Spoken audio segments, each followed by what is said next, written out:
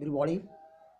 Today we will go through the remaining part of the lesson Strong Roots by APJ Abdul Kalam. Last week we had done a part of the essay. It is an extract from the autobiography Wings of Fire by APJ Abdul Kalam. As we know, here APJ Abdul Kalam recollects his childhood days, and in this article we will definitely know how Kalam was impressed by Zainul Abidin, his father, a great religious preacher at Rameswaram, a spiritual and devoted person, Zainul Abidin. So look at your text, the remaining part. The high priest of Rameswaram temple, Pokhi Lakhon Sastri, was a very close friend of my father's. P.L. Sastri or Pokhi Lakhon Sastri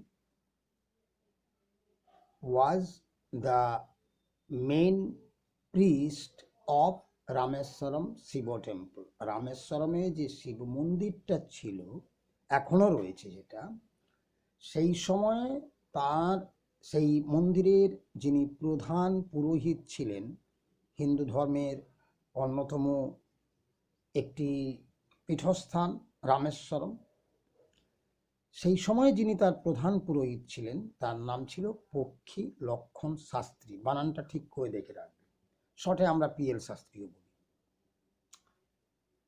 অন্যদিকে দেখছি কি, এই রামেশ্বরমে আমরা ঠিক আগের অনুচ্ছেদে জেনেছি বহু সংখ্যক মুসলমান মানুষ বসবাস করতেন এবং প্রধানত মুসলমান উদ্দেশ্য ছিল তাদের পাওয়াটা। তা সত্ত্বেও কিছুটা পরিবার ছিল যারা হিন্দু ধর্মের, এবং তারা সবাই সম্মিলিতভাবে অত্যন্ত সুনিবিড় প্রতিবেশীমূলক সম্পর্ক স্থাপন করে বন্ধুত্বের মধ্য দিয়ে বসবাস করতেন। তো পিএল শাস্ত্রী ছিলেন সেই শিব মন্দিরের প্রধান পুরোহিত, আর তিনি ছিলেন জৈনুল আবদিনের অত্যন্ত ঘনিষ্ঠ একজন বন্ধু, আ ক্লোজ ফ্রেন্ড।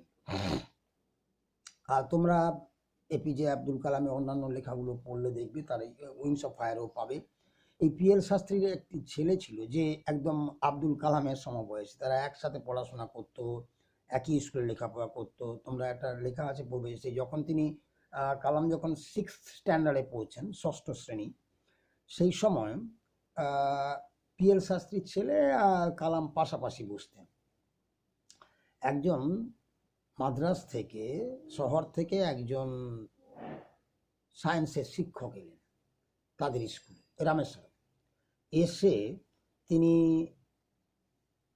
কালামকে দেখতেন, তিনি যে পোশাকটা পরতেন একটু টুপি পরতেন, আর পিএল শাস্ত্রীর ছেলে তার যেটাকে আমরা পৈতে বলি সেটা ছিল, দেখে বোঝা যেত ব্রাহ্মণ ও মুসলমান, হিন্দু এবং মুসলমান সম্প্রদায়ের দুটি ছাত্র পাশাপাশি বসে আছে। এটা দেখে সেই মাস্টারমশাইয়ের পছন্দ হয়। তিনি সঙ্গে সঙ্গে কি করেছিলেন না, জৈনুল আবেদিনের ছেলে অর্থাৎ এপিজে আব্দুল কালামকে বলেছিলেন তুমি শেষে বেঞ্চে চলে যাও। কালাম চলে গেছিলেন। সেই দিনকে বিকেলবেলা, ঠিক সেই দিনকে বিকেলবেলা জৈনুল আবেদিন আর পিএল শাস্ত্রী এই সমুদ্র তটে বসে বিকেলবেলা প্রতিদিন তারা গল্প করতেন, নানা বিষয় আলোচনা করতেন, আধ্যাত্মিক বিষয়। তারা সিদ্ধান্ত নিলেন এই মাস্টারমশাইকে শিক্ষা দেওয়া দরকার। ইয়াং মাস্টারমশাই, ইনি আমাদের মধ্যে যে জিনিসটা করে দিচ্ছেন ছাত্রদের মধ্যে, এটা একটা আমাদের যে সাম্প্রদায়িক সম্প্রীতির জায়গা রয়েছে সেটাকে বিনষ্ট করবে। তারা সেই শিক্ষক মশাইয়ের সাথে কথা বললেন, শিক্ষক মশাই তার ভুল বুঝলেন, পরবর্তী দিনে এটাকে সহজ করে যায়। কারণ দুটো শিশুই খুব দুঃখ পেয়েছিল সেদিনকে, তারা পরস্পর এত ঘনিষ্ঠ বন্ধু ছিলেন। যাই হোক, সেগুলো তোমরা পশ্চাতে অন্য জায়গায় পড়বে। কালাম বলছেন, one of the most vivid memories of my early childhood is of the two men. এই দুজন মানুষের সম্পর্কে আমার স্মৃতিতে অনেক সুনিবিড়, অনেক গভীর এবং সুবিস্তৃত ভাবনা চিন্তা মাথার মধ্যে আছে। মানে APJ Abdul Kalam can in this stage of life, very much old, can easily recollect how Jainul Abidin and P.L. Sastry grew up a great bond of friendship between the two leading persons of two different communities living at Rameswaram at that time. সেটাই তাকে খুব strike করেছিল। কারণ কি, ভারতবর্ষে বিভিন্ন প্রান্তে সাম্প্রদায়িক যে দাঙ্গা হাঙ্গামাগুলো ঘটছিল, রামেশ্বরমে কিন্তু কখনো দেখা যায়নি। তার কারণ কি, এই পিএল শাস্ত্রী, জৈনুল আবেদিনের মতো বিশিষ্ট মানুষেরা ছিলেন বলেই তারা পারস্পরিক এই মেলবন্ধনটা রেখেছিলেন। সম্প্রদায়ের ভিন্ন ভিন্ন সম্প্রদায়ের মানুষ হয়েও তারা একটা গভীর, সুনিবিড়, আত্মীয়তাপূর্ণ, বন্ধুত্বপূর্ণ সম্পর্ক রেখেছিলেন, যেটা ভারতবর্ষের ঐক্যের জন্য অত্যন্ত জরুরি। আর তারা কি করতেন, কালাম মনে করেছেন ছোটবেলায় যখন দেখেছেন, ইচ ইন ট্র্যাডিশনাল অ্যাটায়ার, তারা প্রত্যেকে, এপিজে আব্দুল কালাম, অন্যদিকে জৈনুল আবেদিন, তাদের যে একটা ট্র্যাডিশনাল পোশাক থাকে। ট্র্যাডিশনাল পোশাক বলতে কীরকম, জৈনুল আবেদিন গ্রেট রিলিজিয়াস ইসলাম প্রিচার, একজন অত্যন্ত ধর্মীয় ইসলাম ধর্মের প্রচারক। তার যেরকম পোশাক হবে, টুপি থাকবে, দাড়িও রেখেছিলেন। অন্যদিকে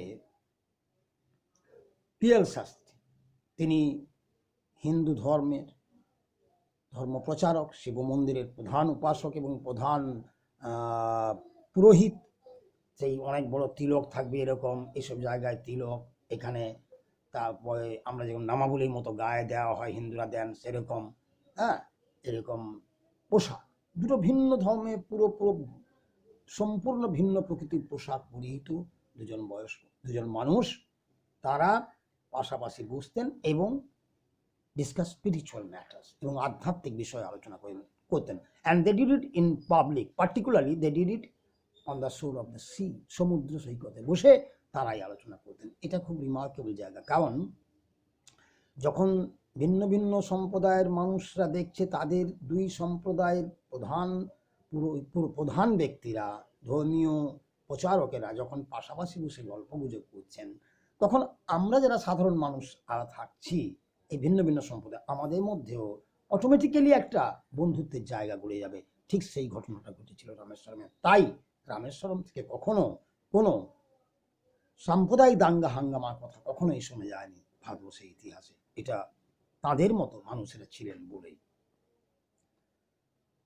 When I was old enough to ask questions, যখন এপিজে আব্দুল কালাম একটু বড় হলেন, একটু 10-12 বছর বয়স হলে, যখন তিনি একটু বুঝতে শিখলেন, I asked my father about the relevance of prayer. তিনি তো প্রতিদিন সন্ধ্যাবেলা তাকে নিয়ে যেতেন ওই মসজিদটাতে প্রেয়ারের সময়। তিনি তো তার মানে কিছু বুঝতেন না, আরবিক ল্যাঙ্গুয়েজের সেই প্রেয়ার। তো যখন একটু বড় হলো, তিনি জিজ্ঞেস করলেন, আচ্ছা বাবা, এই যে প্রার্থনা আমরা করছি, এই প্রার্থনার প্রয়োজনীয়তা কি আছে, এর রিলেভেন্স কি আছে, এর তাৎপর্য কি আছে, এর প্রাসঙ্গিকতা, এর প্রয়োজনীয়তা কি আছে?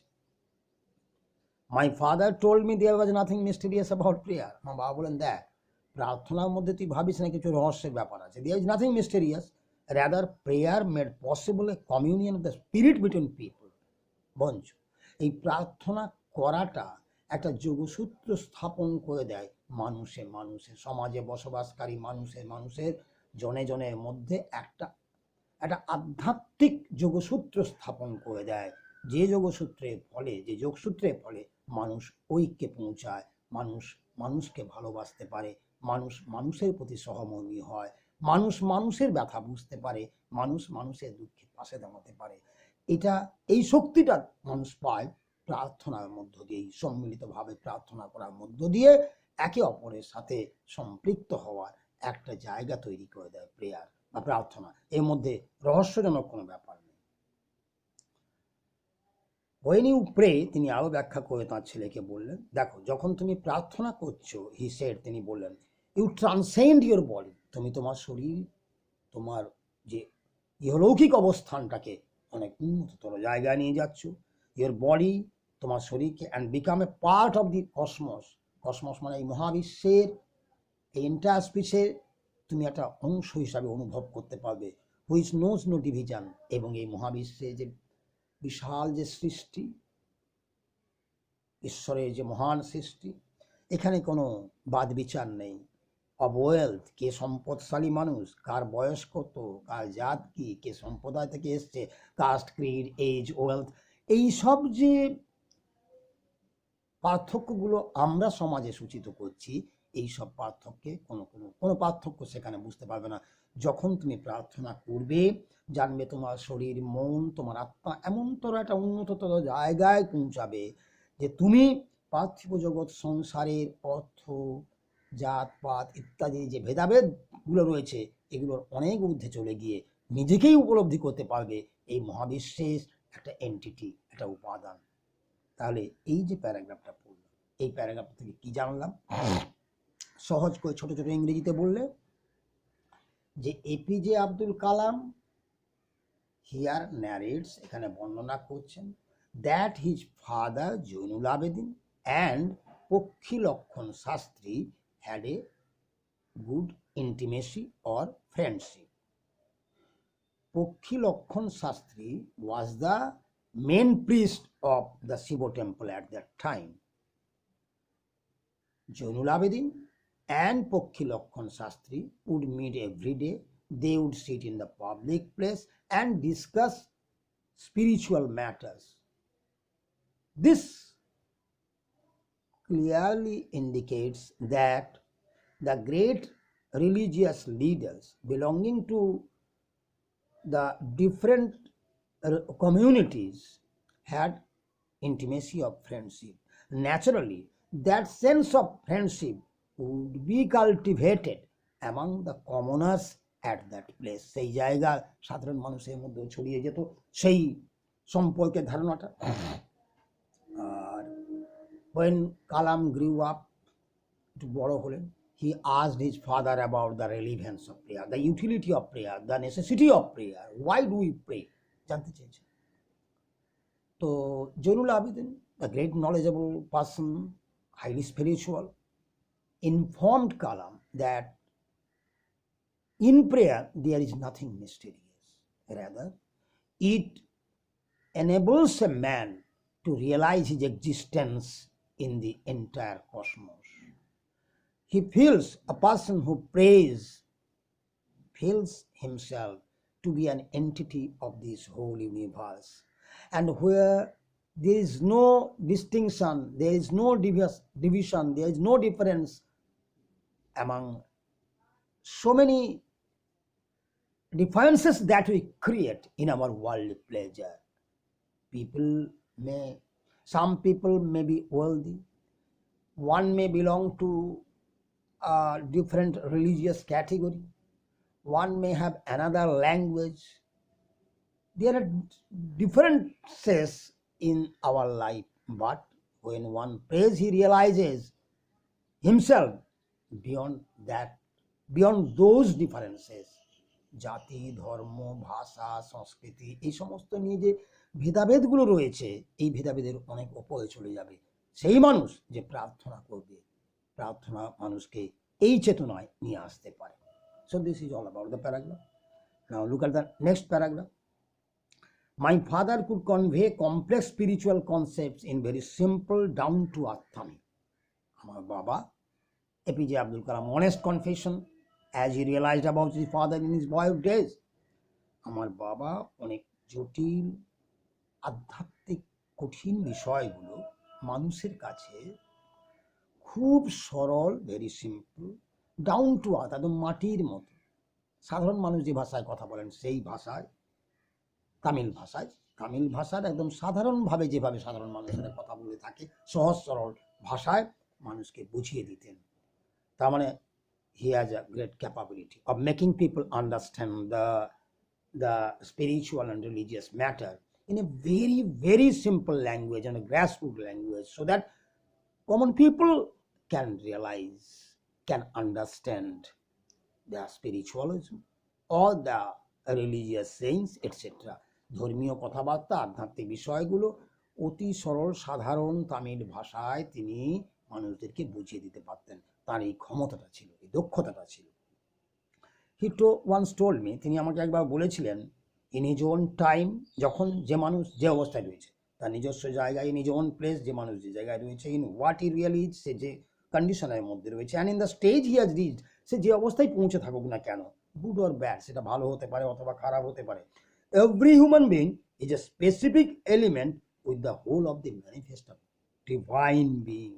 being মানে এই যে মহান সৃষ্টি, বিরাট পৃথিবী মহাবিশ্ব, একজন মানুষ যে অবস্থায় থাকুক, যেখানে থাকুক, যেমন তো তার অর্থনৈতিক অবস্থা হোক, তার সাংস্কৃতিক পরিচয় হোক, সেটা খারাপ ভালো যাই হয়ে থাকুক না কেন, একজন মানুষ সে আসলে আর কিছু না। এই ঈশ্বর সৃষ্ট মহাবিশ্ব যা দেখিয়েছেন ঈশ্বর, তার একটা উপাদান মাত্র। আমরাও সেটা রিয়েলাইজ করবো, the human being, the individual, we the individuals are the single entities, এক একটা উপাদান মাত্র in this whole creation, in this whole universe, এই মহাবিশ্বে, এই মহাসৃষ্টির মহাকাশের সর্বত্র মহাবিশ্বের মধ্যে আমরা এক একটা উপাদান মাত্র। So why be afraid of difficulty? সুতরাং এতই মহাবিশ্বে এত কিছুর মধ্যে আমি যখন একটা উপাদান হয়ে রয়েছি, so why be afraid of difficulties? তাই সমস্যা আসলে ভয় পাওয়ার কি আছে? সাফারিং অ্যান্ড প্রবলেম, দুর্ভোগ আসুক, সমস্যা আসুক, এগুলো অসুবিধা আসুক, ভয় পাওয়ার কি আছে? ভয় পাওয়ার কিছু নেই তো। when trouble comes, কেন অসুবিধা যখন আসছে, try to understand the relevance of your suffering. যখন অসুবিধার মুখোমুখি হচ্ছ, তখন ভাববার চেষ্টা করো, বুঝবার চেষ্টা করো, তোমার এই যে দুর্ভোগ, এই দুর্ভোগ বুঝবার, এই দুর্ভোগকে জুঝবার তোমার সামর্থ্য কতটা, এর প্রয়োজনীয়তা কি আছে, তার কারণ কি পরের লাইনে বলে দিয়েছি। Adversity always presents opportunities for introspection.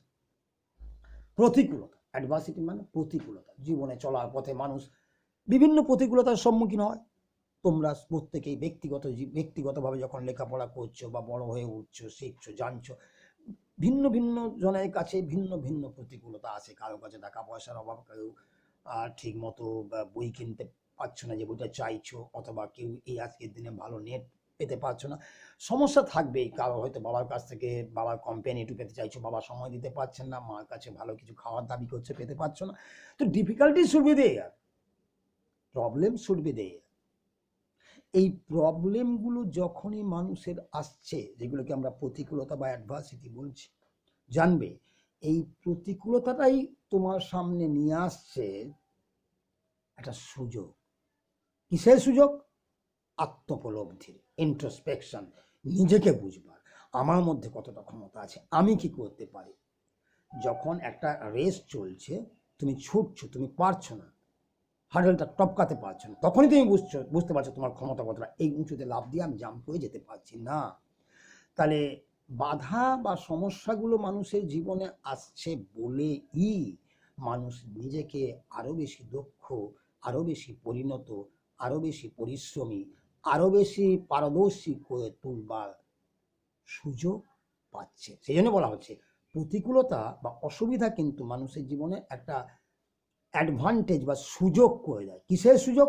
Two make you bolder, to make you more courageous, to make you more capacious. তোমাকে নিজেকে অনেক বেশি দক্ষ, অনেক বেশি সাহসী, অনেক বেশি পরিশ্রমী আরো করতে সাহায্য করে। তাহলে এইটি প্যারাগ্রাফটা বলা হলো। সেটাতে প্রথমের দিকে বলা হলো যে APJ Abdul Kalam could explain all the religious and spiritual matters in very simple Tamil language. He discussed it with the common people of the place very frankly, freely, and in very easy language, so that people can realize or understand what he meant to say. Arki, once he told APJ Abdul Kalam that every human being is an entity in this universe. He has the relevance, he has the importance in this universe. When one realizes that he is part and parcel of this vast creation, he will do his best to improve in his own life. সেই জন্য কি হচ্ছে, and finally he advised that man should not be afraid. We should not be afraid of difficulties or problems or sufferings. All these are very common in human life. Difficulties, problems, sufferings are common in human life. All these must come. এ সমস্ত আসবেই। But we should not lose our nerve. কিন্তু তাই বলে আমরা নিজেকে হারিয়ে ফেলবো না, আমরা দুর্বল হয়ে পড়বো না। We should not lose our nerve. কেন? We are to realize that these problems or difficulties or disadvantages what appear in front of us, what seem to us to be a barrier, to be the barriers, obstacles in our struggle of life, are really advantages for us. How? সুযোগ কিভাবে? Now those show us how much we have improved ourselves. আমরা নিজেকে কতটা করে উঠতে পেরেছি। এই বাধা, প্রতিকূলতা, বিপদ এটাকে কাটাবার পক্ষে আমরা নিজেদেরকে কতটা যোগ্য করে তুলতে পেরেছি। আর যদি না পেরে থাকি আরও এগিয়ে নিয়ে যেতে পারবো।